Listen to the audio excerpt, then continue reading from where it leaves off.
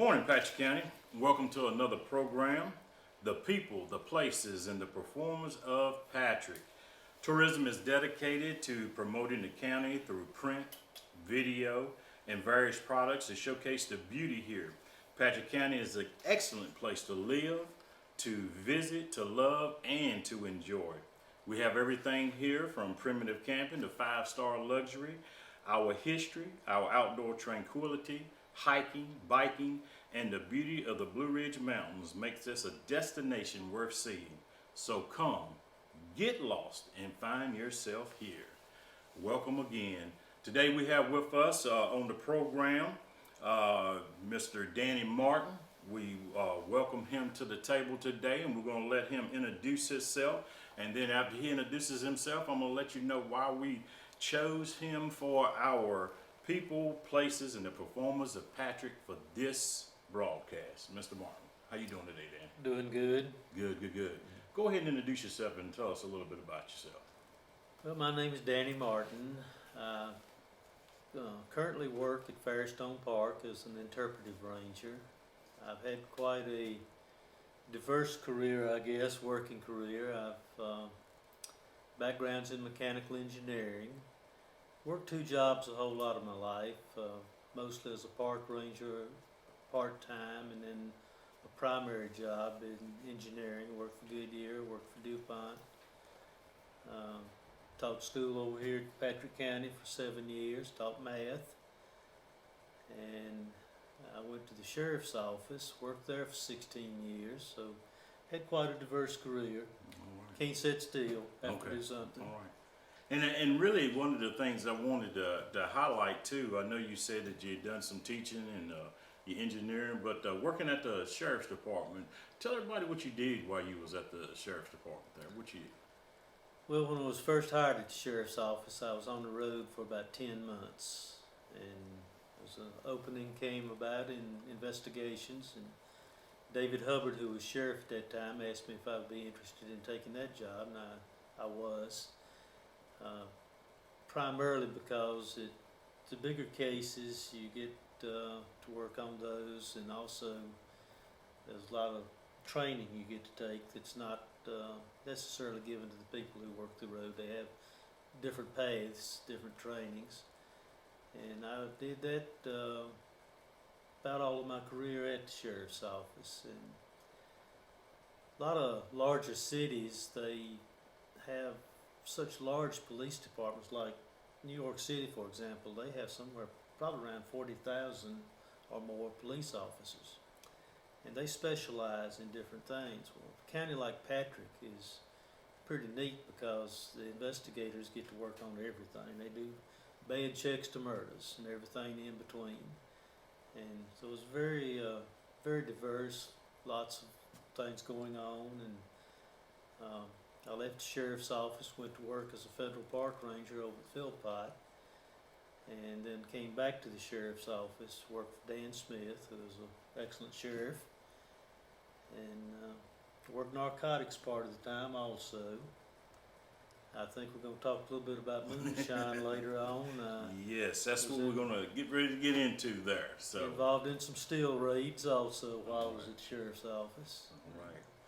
All right, yeah, and that's what brings Danny to us today as well too, because I'm not sure if any of you all have heard out in the community, but right now the tourism department is working with Franklin County and Floyd County, and what we're in the process of doing is that we're going to be starting up a Moonshine Heritage Trail. And what this trail is going to consist of is just different places throughout the said three counties that will highlight some of the areas that we've had moonshine that was actually made in the county, some of the raids that took place in the county, and Mr. Martin here was part of some of those raids, and right now he's part of our council team that we formed. We're up for some funding. Hopefully we will hear something later on this month to go ahead and get some funding in place there so we can get some branding, everything worked out for the Moonshine Heritage Trail. But one of the things I wanted to mention, and I'll let Danny speak again here in a minute too, what we're going to be promoting is the heritage of the moonshine. Not so much the consumption, and we know that that still takes place pretty much a lot throughout not only the county but throughout the state as well as the nation. But we're going to be focusing on the Moonshine Heritage Trail, and again, tell us a little bit about some of the things that you've done with some of the places and people, or not so much people, we don't want to know the people just yet, but some of the raids that you may have been involved in, or and things as such. Well, I had one that I mentioned. I worked narcotics for several years. I had another deputy with me, Bryant Pruitt, and we were looking for a marijuana patch. And we were going up this creek, and I saw this plastic pipe, and thought that was kind of unusual. I figured it was pumping water out of the creek, possibly to water marijuana plants. So I followed the pipe and found a big old 800-gallon still instead of marijuana, and it actually had a fire underneath it, just a small fire that was preheating the mash to make it ferment faster. And that was over in the Charity community. I had actually two stills at Medizadane area that located pretty much the same way. Yeah. Walking through the woods, and the old timers back in the early 1900s on up through probably the 50s and 60s. Most of those were located in the woods. Yeah. A lot of them in buildings and so forth, but today, back then they had to use wood underneath them to cook the mash, and now they use propane, so they're very adaptable now. They can go inside of buildings, in caves, old buses, old buildings, whatever. So it's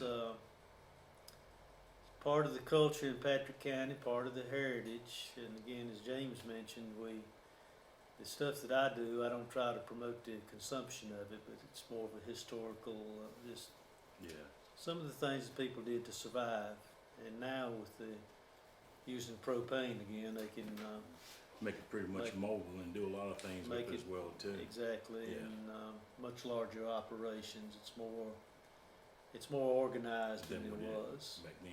And one of the things too that after we really started getting into it, there's several books that's been produced and also written in the county too about moonshine. And we know again it can have a little bit of a negative connotation to it because again, once you do consume a lot of it, it sort of can take you places you may not want to go. But what, in talking with Danny and some of the old timers too throughout the county that we've talked to, a lot of it was engineering too. I mean, it was a lot of unique ways that these individuals tried to hide what they were doing.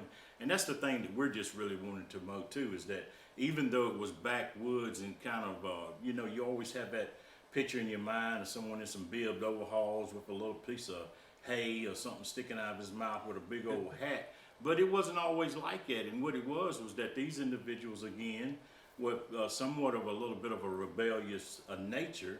But again, that's how the United States pretty much got started on its own too, because of overtaxation and someone trying to tell you what to do with what was yours essentially. But these guys was using a lot of good ingenuity and a lot of things to really to even get the product to be made in the woods, wouldn't you say, Dan? Yes, and the old original, I guess, where moonshine started in this country, people from Scotland and Ireland, they immigrated in really large numbers in the early 1700s, and they settled pretty much up and down the Appalachian Mountains. And the reason they came here in such large numbers, they, of course, were under British control. They had a falling out with the British government over freedom of religion. So they recognized the New World, America, as a place for, which it still is, opportunity. Correct. And land was cheap, so they came here and started a new life. And if you could imagine an old rickety shack, probably 5 or 6 kids, a couple of hogs, a few cows, a garden, land that grew mainly good rocks, husband out plowing in the field, wife canning food, drying food. That's pretty much all they had. Yeah. And it was very hard to make a living, so back in Scotland and Ireland, they were whiskey makers. And they turned to But their they needed- ancestral tradition of making whiskey. Yeah. And at that time it was called whiskey. But along 1791, after America had won its independence, Alexander Hamilton proposed an excise tax on whiskey, which was adopted. The amount of the tax pretty much equaled the profits that the Scotch-Irish settlers were making on their whiskey to survive. Yeah. So as a result, they chose not to pay the tax, And that's it. and they made it at night because fire was involved, and a little wisp of smoke could give them away in Yeah. the daytime. So they made it at night by the light of the moon, thus moonshine. You know, that right there sort of brings us in too, because there's another big project that tourism is working on here, but it's also for the United States as well too. We're going to be up and coming the 250th anniversary of the United States. So, you know, it's kind of ironic that this is a passion that the former director and one of the former directors in Franklin County had thought about a few years back on Moonshine Heritage. But it's gonna help us too with the celebration of our 250th anniversary as well too, and that's important for us to realize too, that you know it's important for us to talk about the history, talk about the heritage of the county, and also just how, you know, we did evolve and how the nation became the great nation that it is now. And right now with what you do with the Firestone State Park, you actually do some trail hikes out there that actually takes people to some of the sites that were actually out at Firestone State Park, right? I do. Moonshining has a violent history as well. I do a program about moonshine murders, and where the conference center stands at the park today, if you're standing there and just do a 360, turn completely around and just look ahead, line of sight, you can see where at least 11 murders were committed and moonshine related. And for a little community of that size, That's a lot. that's a lot of Yeah. lot of violence. And I do that program. I also do a hike on every Friday and Sunday mornings. We go to 2 old moonshine stills, the ruins of them that have been raided. Along the way, I talk about the process, and I have some photos that I show. And it's pretty popular. A little bit strenuous. It's through the woods, up a couple of hills, but it's not on a trail. Yeah. Of course, the moonshiners didn't have a trail. Didn't have a either, trail so either, yeah. we Yeah. walk in their footsteps. Yeah, walking in, and that's good too. And that's one of the things that, you know, a lot of times here in the county we don't really think about the past as much as we should, I guess you may say. And I know that again, whether it's good, bad, or indifference, the facts of the matter is what they are. And I mean, we've come from a mighty long way. And like what Danny's saying here, talking about the moonshine, we're talking about the moonshine heritage and the trails and things, but it's a part of who we are and it's a part of where we've come from. And that's all we want to do is really let them know, because again, the way that they were able to get that far out into the woods, and a lot of them had done it for years and was never even caught. I mean, we only probably got a small percentage of those that actually produced it. And I know that we have another gentleman that's on the council that helping us with the Moonshine Heritage. He's actually on the broadcast called the Moonshiners that comes on TV there. And you know, Danny and him, they got to talking during one of our meetings. And you've always heard it say that Franklin County was the moonshine capital of the United States. But you know, from Danny, some of the stories that Danny has mentioned, and I'm sure some of the old timers would tell you as well too, that may not be quite as true as they'd like for it to be. But a lot of moonshine come through Patrick County, Henry County, and Floyd.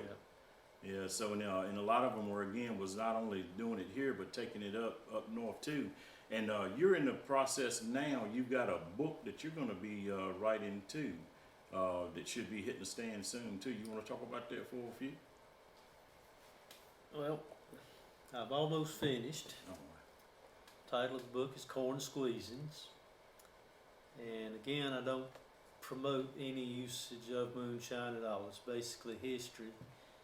I like history because if you think about it, and study history, maybe in school it seemed like just a bunch of dates, dates and events, and take a test. But if you look at what caused those events to begin with, the strategies that led up to a particular event, how it turned out, right or wrong, you can learn a whole lot from history about your own life and your own businesses. You can see things that worked, you can see things that didn't work. Don't do the things that didn't work, That's do right. the ones that did work.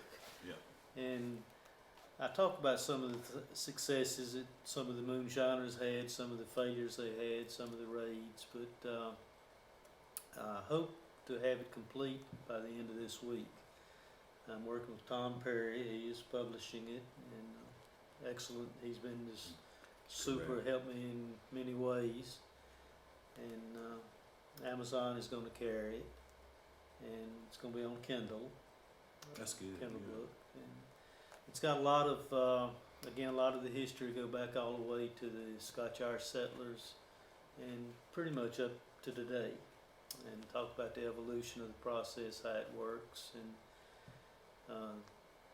a lot of folks now, it's, I guess, more greed-oriented, money-oriented than it was back in the 1800s when it was a method to survive. To survive, that's right. And it's so surprising how many people were actually, if you talk to people in Patrick County, well, oh yeah, my Uncle Joe, he made moonshine, and Daddy made it, Grandpa, you know, it's That's just, true, yeah. It's you a get lot. to talking to the people. It was just so widespread, and that's why I said, well, I don't think Franklin County's got anything on Patrick. On Patrick. That's right. Yeah, and I know once we say that, that would start an argument, because again, Franklin County has been doing a lot with the Moonshine Heritage over the years as well too, but just the collaboration between the three counties that we really wanted to highlight. And again, it's all the information here, and this is only a portion of the history that we have here in Patrick County in and of itself, not just with the moonshine, but you know, you mentioned, Danny just mentioned it, and really just talking about the history of the United States of itself, you know, from the freedom of religion to the making sure that the taxes and stuff, and we sort of got into it too, and that's why a lot of the guys went out into the woods once Prohibition hit. So there's a lot of things that we can continue to teach here. And also, while I've got Danny here with us today too, there's a lot, in case a lot of you all don't know, out at Firestone State Park, the park itself is very unique in the fact of where it was built, because there was a town there called Fairdale years ago. Prior to that, you know, you want to elaborate just a little bit on that, let them know, because that was a hustling, bustling place back then too, that of course it all changed pretty quick, but we'll mention a little bit about that, Danny. It's hard to imagine, but if you look at where the beach is today and where the lake is today, around the beach area, there was a town that once had about 2,500 people. It had a post office, it had a hotel, it had blacksmith shops, it had a general store, it had company houses, it had two fairly large orchards, a big bandsaw mill, and actually had a spur line from Norfolk and Western, which is now Norfolk and Southern. It came up through the middle of where Philpott Lake is now. It made a turn, come up what we call Fairstone Cove on Philpott Lake, all the way up to the park. They had a turntable that they turned everything around and went back out. And it was like an old West boom town. As James mentioned, the name of the town was Fairdale, spelled F-A-Y-E-R-D-A-L-E. And it was, again, like an old West boom town. It was a mining town. They mined iron. And the iron mining operation started in the early 1800s and went all the way up. The heyday was about 1910. And at that time, German iron started showing up on the shores, the ports on the East Coast. And their iron was about the same quality, but it was much cheaper than it could be even dug out of the ground at Fairstone for. So that was a very early example of a foreign competition shutting down Shutting an down American something. business. Yeah. And I mentioned the train earlier. I've got, we talked a little bit about the book. I've got 2 chapters in there. One of them's true stories about moonshining, and one's about raids. And some of the stories are pretty funny. Some of them pretty sad. They have tragic endings. Yeah. But one story that was related about Fairdale, it was a elderly lady, Miss Shelton. She was interviewed by one of the park interpreters in 1966. And I mentioned some of the things that was present at Fairdale. One thing I didn't mention, the DeHart family in Woolwine had a large legal distillery. And they had built a warehouse at Fairdale in order for the train to ship the whiskey that they made out for distribution. And Miss Shelton was relating a story to this park interpreter, and she had actually lived in Fairdale. Oh, okay. She was, I think she was in her 90s when the interview was conducted, and she was talking about the train leaving Fairdale, and passengers left from the hotel, people coming there to do business and so forth. They had American chestnuts were prevalent at that time. They'd have a few barrels of chestnuts going out. They would have iron ore, of course, in the gondola cars. They would have lumber that they had sawed from the forest on flat cars. Just lots of stuff going out that they had produced. And they also had the whiskey from the DeHart distillery, the warehouse, going out. Coming back was pretty neat. You'd have passengers coming back, you'd have mail coming back to the post office.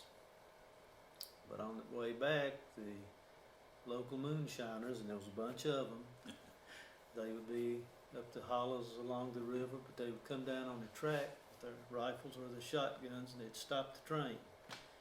And they would load the train with their liquor, their moonshine, to carry back to Fairdale for the locals to use, because it was cheaper. Taxes had been paid on the stuff from the DeHart distillery, but no taxes were paid, so it was probably somewhere around 25 to 50% the price of the store-bought stuff. And Miss Shelton made a comment. She said, "Now, if those engineers didn't comply, they wouldn't be engineers much longer." And she wasn't talking about them being fired from their job. She was talking about them being fired at. Fired at, yeah. And see, that's a lot of the stories there that you know, I'm in my 50s and been out at Firestone many a times in my life as well too, and I always heard little, you know, bits and pieces about it. And I'd go through the visitor center and some of the other places, and you read little snippets of the history out there. But when you really get into it, Patrick County has just a unique aspect to it all the way around. I mean, you wouldn't, if you ever go out to Firestone, and I hope each and every one of you all do, and I know there's still some citizens in Patrick County, I don't want to call you out that hadn't been over there as long as it's been there, but really go out and see it. But when you stand out there on the beach area and you think about that, and we know that the Army Corps of Engineering had to go in and they done that, and basically Fairdale, well, basically nothing, it's no longer there, period, but the history's there. And so when, you know, Danny tries to tell the history, a lot of other people try to tell the history, and that's what we're dedicated here to, as far as what we're trying to promote here in the county. Because again, on the tourism front, we want individuals to come into the county, we want them to see the county, see the beauty of the county, but also these stories that are being told but may not be as prevalent to mainstream now, but we want to tell these stories, and again, to highlight all of the things that makes Patrick County so unique. Stories from the past, the present, you know, and things that we want to get done for the future as well too, because this is a lovely place, and Danny is just one of many in the county who have these unique stories. You know, you mentioned Tom Perry. If you're not familiar with him, he does a lot of writings as well too, of all kind of stories of Patrick County, and you would be amazed by how all of this intertwines together. Again, we'll be celebrating the VA 250, the celebration that's going to be culminating on 2026, July the 4th, 2026. We're starting the Moonshine Heritage Trail that's going to be up and going They're already doing a lot of good things out at Firestone State Park. That's teaching, educating. You even have a play called Corn Squeezing that you do sometimes out there, correct? Yeah, we're going to do the play on the Saturday before Memorial Day, the Saturday before the 4th of July, and the Saturday before Labor Day. We do it 3 times. And again, it's kind of portraying maybe a mid 1800s, early 1900s family. And I go through and pretty much start at the beginning, a little bit of the history, and we interrupt the narrative several times along the way with little skits. We have a steel that's inoperative, it doesn't have a bottom in it, you can't tell that. Yeah, okay. Gotcha. Get in some licensing problems and so Yeah. forth if you make it too Understand. realistic. Yeah, I understand. But it looks realistic, and it's had good turnout. We had bad weather one time, had to cancel it last year, but we rescheduled it, so we've had good crowd at it. That's good. And as we get ready to wrap up too here today, we thank all of you all for those who may be looking live, and we again are going to be posting this and having it out there on our YouTube channel and live as much as we can. But you know, he mentioned the ICD Hart Park and the family out there too, and that's another one of the hidden gems that we have here in the county. And that's ICD Hart Park out there in Woolwine. As he mentioned, that it was a legal distillery there in the early late 1700s, late 1800s, early 1900s. And you know, we're doing research there. We got some things that's going to be taking place. We'll actually be out there on April 28th for a ribbon cutting ceremony that we're having, because they've went in, they've renamed some of the trails, or updated some of the trails, I should say. So we're going to be having a ribbon cutting out there as we continue down this road with the Moonshine Heritage Trail. That'll be one of the areas that we'll be highlighting as well, and tying it in with Firestone. Firestone always does a great job. Beautiful place to be there as well too. And we'd just like to thank Mr. Martin for coming in today. Once his book hits the stands, you all will be able to read that as well and see that, and give you some stories. Once we get the Moonshine Heritage Trail up and going, we're going to have little spots along that way. You can travel through Patrick County, different areas here, head up to Floyd, see some of the lovely areas they have there where some of the moonshine was made, some of the moonshine was consumed, and all of the little stories there, and then head down to Franklin County. As we continue to grow this too, hopefully it'll be all over Southwest Virginia, as well as the state of Virginia. But we're very happy, and again, this is another one of the people of Patrick County here that we wanted to highlight, to let you know there's a lot of good things that's going on, and just really do appreciate it, Danny. And you just keep up the good work, continue to do your trail hikes, and keep Firestone as beautiful as you possibly can, and look forward to the book. Well, thank you very much. And one thing that I'd like to encourage everybody, James mentioned that he was in his 50s. Well, I'm exactly halfway through my second 50. All right. Starting, and I have heard a lot of stories, and I encourage everybody, especially elderly folks who have these stories and can tell them, don't take them to the grave. That's right. Tell somebody about them, and let our history come out. That's right. That's right. And we appreciate that, Mr. Martin. And again, this is another program, the people, the places, and the performance of Patrick. Be very attentive. You don't know who we're going to come to next. It might be you to tell your story. But again, we thank you for that. And again, as always, come get lost and find yourself here in Patrick County. Thank you again. Take care. Until next time.